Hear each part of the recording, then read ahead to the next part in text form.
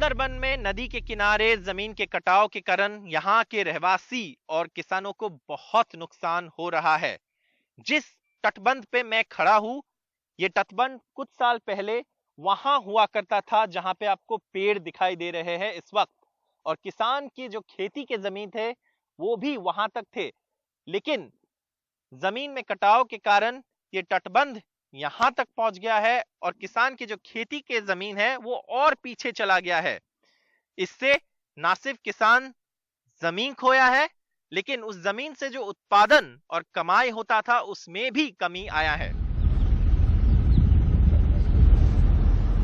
तकरीबन 72 लाख लोगों की रिहाइश वाला 10,000 वर्ग किलोमीटर का मैंग्रोव जंगलों का ये डेल्टा गैर जिम्मेदार अर्थव्यवस्था और जीवन शैली का पहला शिकार बन सकता है।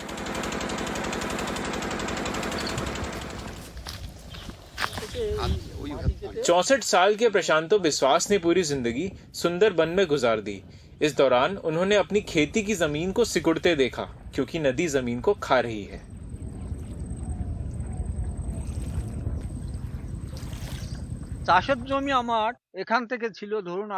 मेरे खेत करीब 150 फुट तक फैले थे, लेकिन अब ऐसा नहीं है। जमीन सिकुड़ रही है। नदी पहले छोटी थी, अब बहुत बड़ी हो गई है।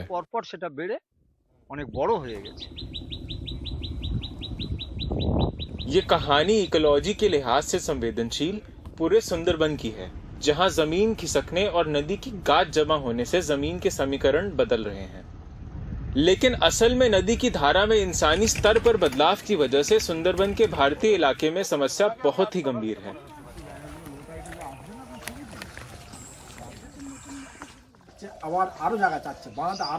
ये इलाका गरीब और खतरे में पड़े कई समुदायों का घर है।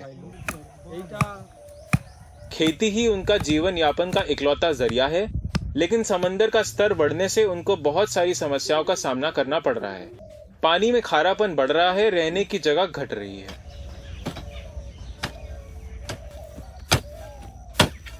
बाप रे बाप, खतरनाक देख। बदलती आबो हवा की वजह से समुद्री तूफान जैसी घटनाओं से परेशानियां और बढ़ रही हैं।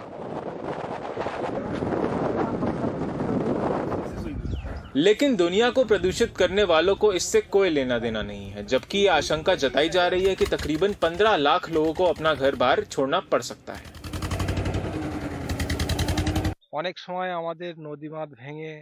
आजकल अक्सर तटबंधों में दरार पड़ने से पानी हमारे इलाकों में प्रवेश कर रहा है। नमक मिले पानी से फसलें बर्बाद हो रही हैं। लगातार कटान से जमीन भी खत्म हो रही है। कभी कभी हम ये सोचने पर भी मजबूर होते हैं कि सब कुछ छोड़कर यहाँ से भाग जाएं। তখন আমাদের এমনই মনে হয় যে এই দেশ ছেড়ে হয়তো আমাদের একদিন পালিয়ে যেতে হবে।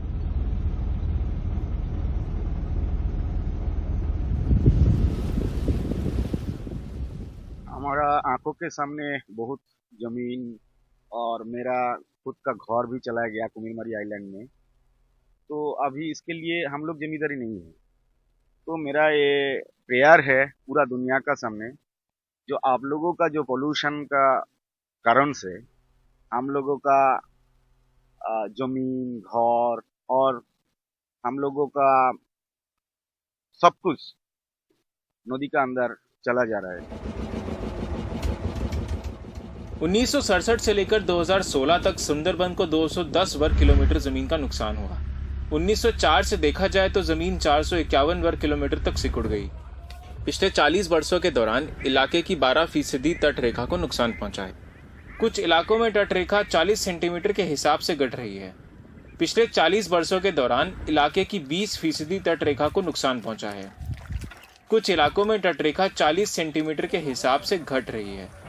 यही हाल रहा तो अगले 50 से 100 वर्षों में कुछ द्वीप पूरी तरीके से गायब हो सकते हैं। जानकार सुंदरबन को लेकर नए सिरे से प्रयासों को ही इससे बचाने का इकलौता रास्ता मानते हैं। सुंदरबन के संदर्भ में जलवायु परिवर्तन का आर्थिक पहलू अहम है। यदि हम उचित और प्रभावी वित्त चाहते हैं तो हमें सुंदरबन को फिर से परिभाषित करना होगा और उसके बाद वित्तीय मौकों और जरूरतों पर गौर करना होगा।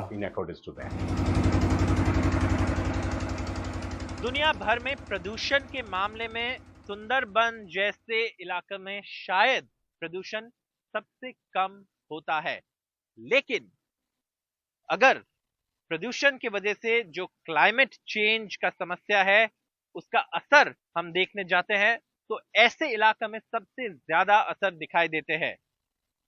सुंदरबंस में घर और ये सारे आइलैंड पानी के नीचे जा सकता है अगर इस समस्या के ऊपर ध्यान नहीं दिया गया। लेकिन क्या दुनिया के सबसे ज्यादा प्रदूषण करने वाले देश इस बात को लेकर चिंता जता रहे हैं?